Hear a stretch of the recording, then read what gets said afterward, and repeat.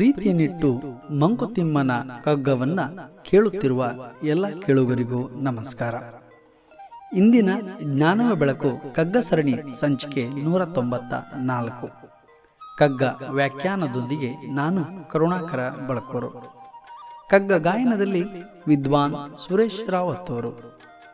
ಜ್ಞಾನವ ಬೆಳಕು ಕಗ್ಗ ಮಾಲಿಕೆಯನ್ನು ನಿರಂತರವಾಗಿ ಕೇಳಲು ತಾವೆಲ್ಲರೂ ನಮ್ಮ ಯೂಟ್ಯೂಬ್ ಚಾನಲ್ ಅನ್ನು ಸಬ್ಸ್ಕ್ರೈಬ್ ಆಗುವುದರ ಮೂಲಕ ಪ್ರೋತ್ಸಾಹಿಸಿ. ಬನ್ನಿ ಕೇಳುಗರೆ, ಇಂದಿನ ಕಗ್ಗ ಮಾಲಿಕೆಯನ್ನು ಕೇಳಿ ಬರೋಣ.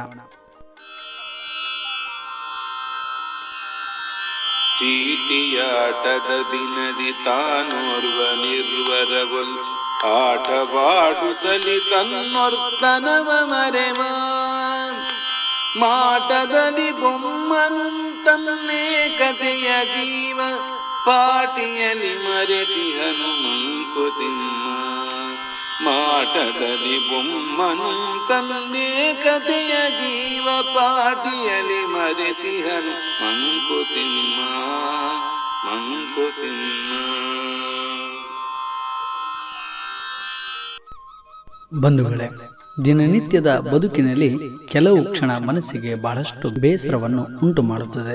ಆಗ ಒಬ್ಬಂಟಿಯಾಗಿದ್ದರಂತೂ ಇನ್ನಷ್ಟು ಕಷ್ಟ.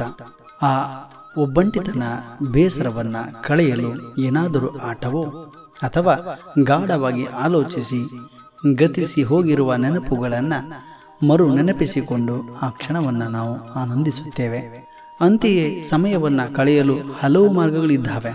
ಆದರೆ ಕೆಲವರು ಒಬ್ಬರೇ ಇದ್ದಾಗ ಇಸ್ವಿಟ್ನಂತಹ ಆಟವನ್ನು ಆಡುವಾಗ ಎರಡೂ ಕಡೆಯೂ ಒಬ್ಬರೇ ಆಟವನ್ನು ಆಡುತ್ತಾರೆ.